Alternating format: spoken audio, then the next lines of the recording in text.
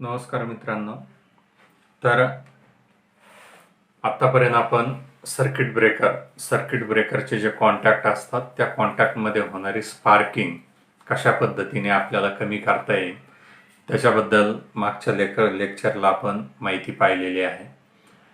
आता या लेक्चरला आपल्याला जे वेगवेगळ्या प्रकारचे सर्किट ब्रेकर आहे आणि त्यातील पहिला महत्त्वाचा जो सर्किट ब्रेकर आहे ऑइल सर्किट ब्रेकर, याच्याबद्दल आपल्याला माहिती पाहिजे आहे. तर ऑइल सर्किट ब्रेकर या नावावरूनच आपल्या लगेचच लक्षात येतं का या सर्किट ब्रेकरमध्ये कशाचा वापर केलेला असेल, ऑइलचा वापर केलेला आहे, म्हणून याला काय म्हटलं जातं, ऑइल सर्किट ब्रेकर असं म्हटलं जातं. तर या प्रकारच्या सर्किट ब्रेकरमध्ये ट्रान्सफॉर्मर ऑइल वापरले जाते.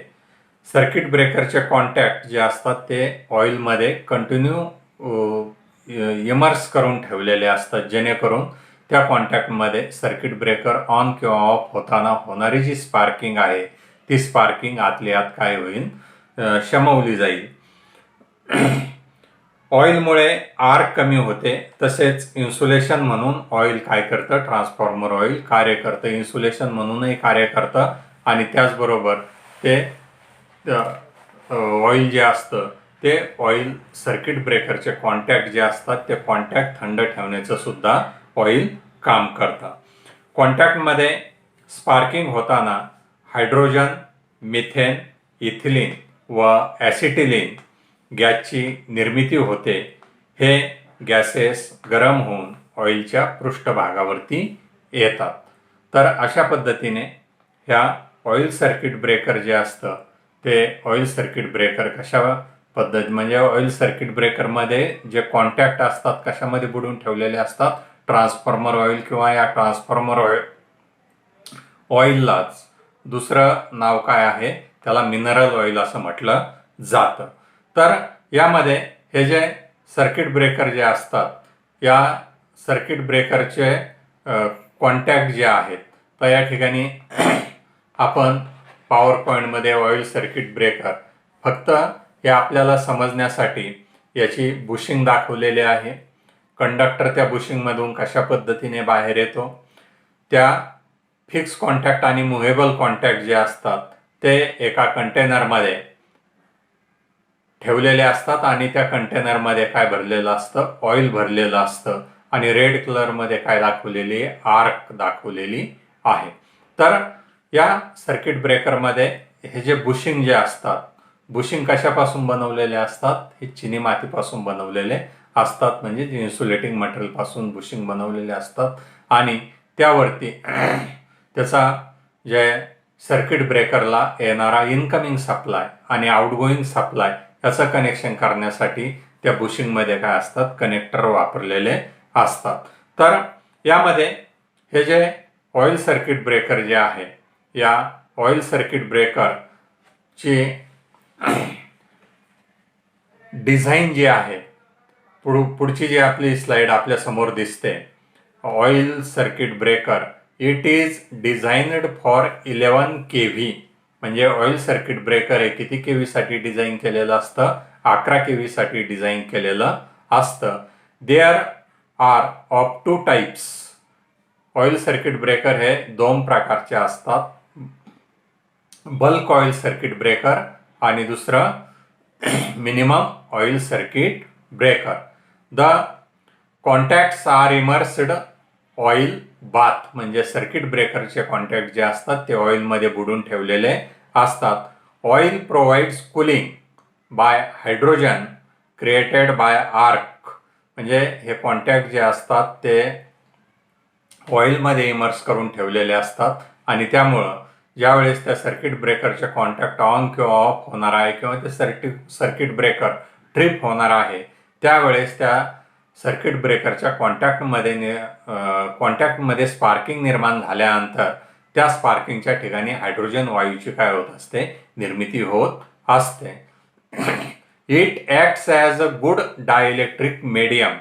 म्हणजे हे जे मिनरल ऑइल किंवा ज्याला आपण ट्रान्सफॉर्मर ऑइल म्हणतो, हे एक चांगलं क्विंचिंग माध्यम म्हणून काय केलेलं असतं, वापरलेलं असतं. क्विंचिंग आर्क कमी करण्यासाठी माध्यम म्हणून किंवा डायइलेक्ट्रिक म्हणून हे ऑइल वापरलेलं असतं. तर या सर्किट ब्रेकरमध्ये जर आपण याचे ॲडव्हांटेजेस जर पाहिले तर या ॲडव्हांटेजेस ऑफ ऑइल सर्किट ब्रेकर. तर या ऑइल सर्किट ब्रेकरचे ॲडव्हांटेजेस काय काय आहेत ते आपल्याला याच्यामध्ये पाहायचे, म्हणजे advantages of oil circuit breaker. Oil circuit ब्रेकरमध्ये होणारी आर्क काय होतं, आतली आत शमवली जाते किंवा आतली आत विजली जाते. सर्किट ब्रेकरचे तापमान या ऑइलमुळं नियंत्रित राहते. ट्रान्सफॉर्मर ऑइल इन्सुलेटिंग म्हणून काय करतं, या सर्किट ब्रेकरमध्ये कार्य करत असतं.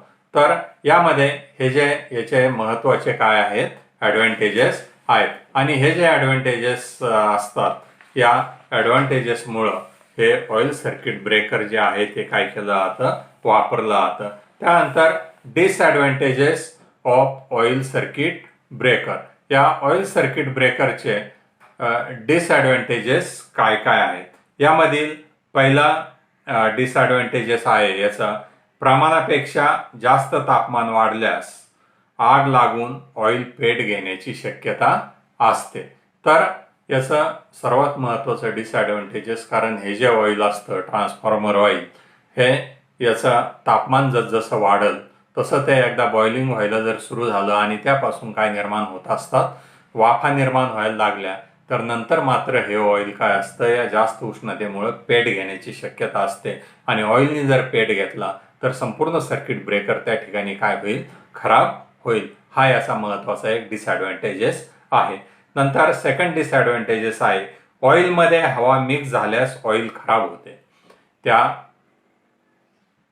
सर्किट ब्रेकरमध्ये जे ऑइल वापरलेलं असतं त्या ऑइलमध्ये जर काही कारणामुळे जर वातावरणातील आर्द्रता असणारी हवा जर मिक्स झाली तर त्या ऑइलची डायइलेक्ट्रिक स्ट्रेन काय होते, कमी होते. आणि डायइलेक्ट्रिक स्ट्रेन जर कमी झाली तर त्या ठिकाणी ते ऑइल काय करावं लागतं, खराब होतं. म्हणजेच ते ऑइल पुन्हा फिल्टर मशीनच्या साहाय्याने आपल्याला फिल्टर करावं लागतं.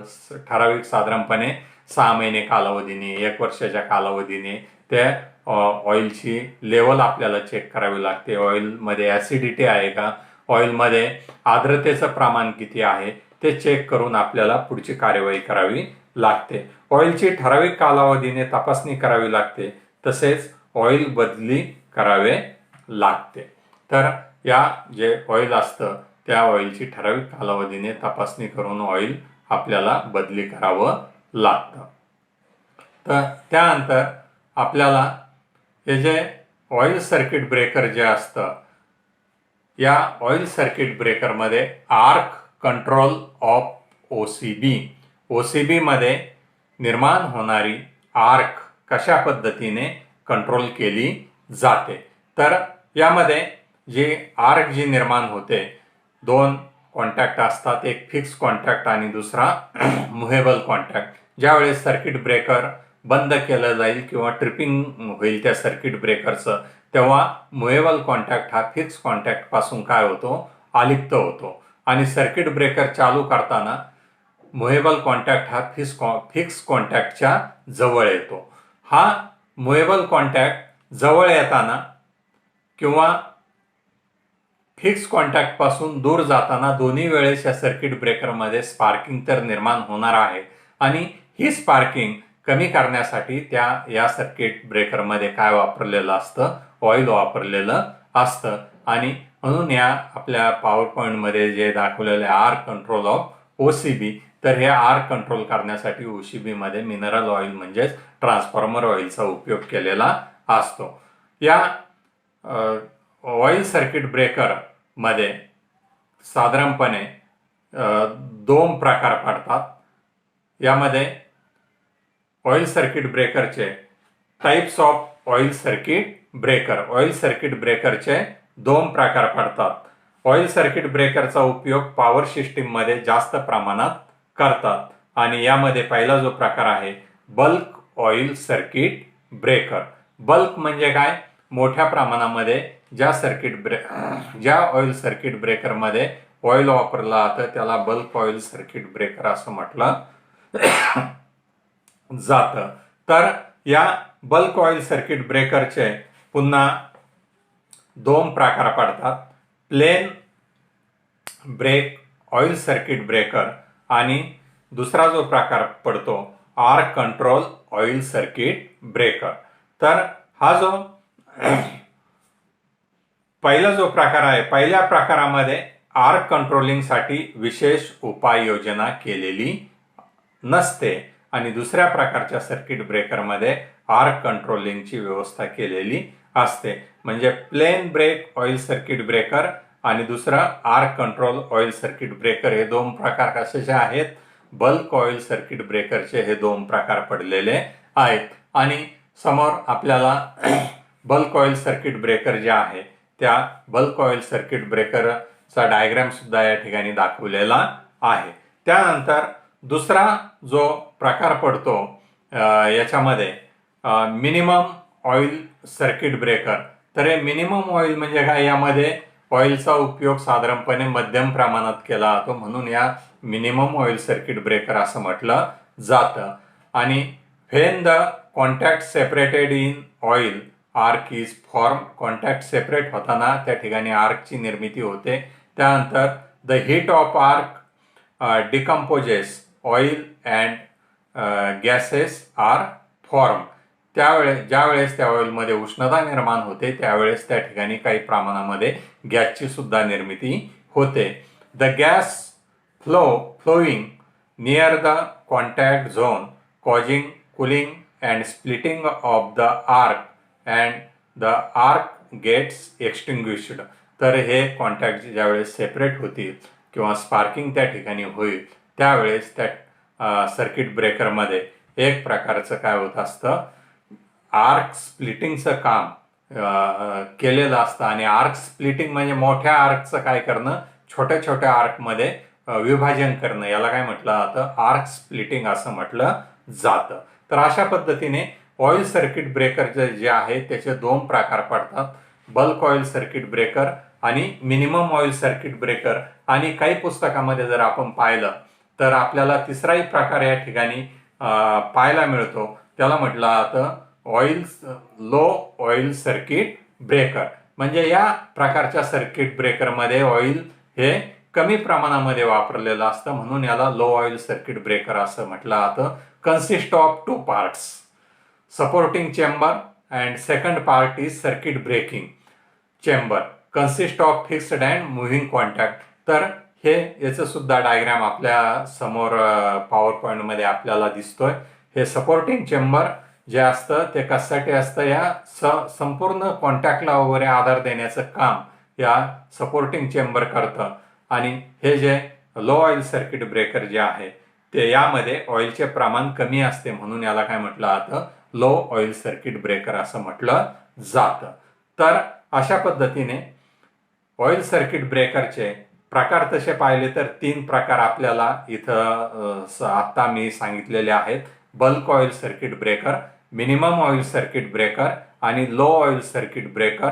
तर या ठिकाणी बल्क ऑइल सर्किट ब्रेकरचे पुन्हा दोन प्रकार पडलेले आहेत, plain break oil circuit breaker and second arc control oil circuit breaker. तर अशा पद्धतीने याचे प्रकार आहेत. त्यानंतर आपल्याला हे जे ऑइल सर्किट ब्रेकर जे आहे म्हणजे बरेचसे हाय व्होल्टेजचे सर्किट ब्रेकर जे असतात ते आउटडोअर पद्धतीचे बनवलेले असतात जेणेकरून त्यांचा वापर आपल्याला सबस्टेशनमध्ये करून घेता येईल. कारण ग्रामीण भागामधील सर्व इलेक्ट्रिकल सबस्टेशन जे असतात ते आउटडोअर पद्धतीचे असतात म्हणून यामध्ये आउटडोअर पद्धतीचे जे सर्किट ब्रेकर आहेत हे सुद्धा आपल्याला इथं समोर स्लाइडमध्ये दिसत आहेत. ऑइल सर्किट ब्रेकर आउटडोअर पद्धतीचे आहेत ते. तर यानंतर आपल्याला पुढचा टॉपिक जो पाहायचा आहे, maintenance of oil circuit breaker. तर या ऑइल सर्किट ब्रेकरचं मेंटेनन्स जे आहे, काय मेंटेनन्स करावं लागतं या ऑइल सर्किट ब्रेकरचं, तर यामध्ये the maintenance of oil circuit breaker consist of checking of contacts and dielectric strength of the oil. महत्त्वाचं मेंटेनन्स या ऑइल सर्किट ब्रेकरमध्ये करावं लागतं. त्याचे जे कॉन्टॅक्ट्स असतात ते कॉन्टॅक्ट्स खराब झालेले आहेत का? कारण काय होतं, नेहमी सर्किट ब्रेकर ऑन करताना किंवा ऑफ करताना किंवा ज्यावेळेस सर्किट ब्रेकर ट्रिप होणार आहे त्यावेळेस त्या कॉन्टॅक्टमध्ये होणारी जी स्पार्किंग असते त्या स्पार्किंगमुळे त्याचे कॉन्टॅक्ट खराब झालेले असतात आणि कॉन्टॅक्ट जर खराब झाले तर आपल्याला त्या ठिकाणी नवीन कॉन्टॅक्ट पुन्हा रिप्लेस करता येतात. आणि सेकंड थिंग, दुसरी गोष्ट याच्यामध्ये ऑइल सर्किट ब्रेकरमध्ये आपल्याला महत्त्वाचं मेंटेनन्स त्याच्यामध्ये असतं, त्या ऑइलची डायइलेक्ट्रिक स्ट्रेंथ आपल्याला पर इयर म्हणजेच वर्षाला काय करावे लागते, चेक करावी लागते आणि प्रत्येक महिन्याला त्या ऑइलची लेव्हल चेक करावी लागते. ऑइलची लेवल जर कमी झाली असेल तर आपल्याला नवीन ऑइल त्या ठिकाणी काय करावं लागतं, फिलिंग करावं लागतं, भरावं लागतं. After fault has been interrupted by circuit breaker, fault current flows through the short time or load current for several times. Its contacts may be burned due to arcing. या शॉर्ट टाईम असेल किंवा long time असेल, जास्त current वाहिल्यामुळे त्याचे contact काय होत असतात, खराब होतात. कशामुळे खराब होतात? या स्पार्किंगमुळे, आर्किंगमुळे खराब होत असतात. Also there may be some loss of dielectric strength of oil due to combination. This will reduce rupturing capacity of the breaker. Thus, periodic checking of circuit breaker is essential after regular interval of 3 or 6 months. Following points should be kept in mind while checking. म्हणजे त्या circuit ब्रेकरची checking करताना आपल्याला खालील गोष्टी लक्षात ठेवणं हे काय आहे, महत्त्वाचं आहे. साधारण याचा 3 आणि 6 महिन्याला काय करायला पाहिजे, साधारणपणे चेकिंग करायला पाहिजे. आणि याच्यामधील पहिला पॉईंट जो आहे, सर्किट ब्रेकरचं मेंटेनन्स करताना काय आपण कुठल्या गोष्टींची पाहणी करायला पाहिजे, त्यातील पहिलं, check the current carrying parts if they are burn, replace them. Current carrying part कुठले असतील तर महत्त्वाचं कॉन्टॅक्ट असेल, त्यानंतर त्याचं कनेक्शन जे असेल ते असेल, परत बुशिंग असतील, या ठिकाणी पुढं लुजू वगैरे झालेले आहेत का, कॉन्टॅक्ट खराब झालेले असेल तर ते काय करायला पाहिजेत, रिप्लेस करायला पाहिजेत. Second, check the dielectric strength of oil. Its colours is changed then it should be changed or reconditioned. त्या ऑइलचा कलर जर चेंज झालेला असेल तर ते ऑइल काय करायला पाहिजे, चेंज करायला पाहिजे. किंवा रिकंडिशन म्हणजे काय, फिल्टर मशीनच्या साहाय्याने आपण ते ऑइल काय करू शकतो, फिल्टर करू शकतो आणि पुन्हा ते ऑइल वापरू शकतो. The oil in good condition withstands 30 kV for 1 minute with 4 mm gap between the electrodes. जे ऑइल चेकिंगचं जे किट असतं त्याच्या साहाय्याने आपण या ट्रान्सफॉर्मर ऑइलची जर डायइलेक्ट्रिक स्ट्रेंथ जर चेक केली तर ती साधारणपणे किती असायला पाहिजे, 30 kV. आणि ते जे बिकर जे असतं त्या बिकरमध्ये असणाऱ्या 2 रॉडमधील गॅप हा 4 mm पेक्षा जास्त नको आहे. नंतर थर्ड आपल्याला काय चेक करावे लागेल, check the insulation for any damage. Insulating material जे वापरलेलं असेल ते त्यामध्ये पुढे काही डॅमेज वगैरे झालेला आहे का. Clean the surface with removal of carbon deposits with strong and dry fabric. तर त्या कॉन्टॅक्टमध्ये पुढं जर कार्बन वगैरे जर जमा झालेला असेल तर चांगल्या प्रकारचा कपडा वगैरे घेऊन किंवा पॉलिश पेपरच्या साहाय्याने आपण तो कार्बन घासून काय करू शकतो, काढू शकतो. नंतर the oil level should be checked. त्या ट्रान्सफॉर्मरची ऑइल लेवल जी असते ती ऑइल लेवल काय करायची, चेक करायची. आणि the closing and tripping mechanism should be checked. त्या सर्किट ब्रेकरचं चालू करण्याचं आणि बंद करण्याचं जे मेकॅनिझम आहे ते मेकॅनिझम बरोबर ऑपरेट होतंय का नाही हे काय करायला पाहिजे, चेक करायला पाहिजे. आणि या ऑइल सर्किट ब्रेकर जे असतात हे ऑइल सर्किट ब्रेकर पुढे वापरले जातात. Application of oil circuit breaker. तर हे ऑइल सर्किट ब्रेकरचे ॲप्लिकेशन जर पाहिले आपण तर हे ऑइल सर्किट इंडोअर पद्धतीचे जे ऑइल सर्किट ब्रेकर असतात हे साधारणपणे 440 व्होल्ट, 50 एम्पियर, 100 एम्पियर, 250-300 एम्पियर पर्यंत हे इनडोअर पद्धतीमध्ये वापरल्या जातात आणि आउटडोअर पद्धतीमध्ये सध्या या ऑइल सर्किट ब्रेकरची जागा, कारण हाय व्होल्टेजला आणि हाय करंटला या सर्किट ब्रेकरला काय असतं, आग लागण्याची शक्यता असते. म्हणून या ऑइल सर्किट ब्रेकर आता सबस्टेशनमध्ये वापरणं काय झालेलं आहे, याचं प्रमाण कमी झालेलं आहे आणि त्याचे जागा VCB असेल, एअर सर्किट ब्रेकर असेल यांनी घेतलेले आहे. कारण याचं मेंटेनन्स वगैरे जास्त करावं लागतं ऑइल सर्किट ब्रेकरचं. त्यामुळं जरी वापरलं हे ऑइल सर्किट ब्रेकर तरी 11, 22 kV हाय व्होल्टेजसाठी आउटडोअर पद्धतीचे ऑइल सर्किट ब्रेकर वापरलेले असतात. तर अशा पद्धतीने आपण ऑइल सर्किट ब्रेकरची माहिती पाहिलेली आहे. धन्यवाद.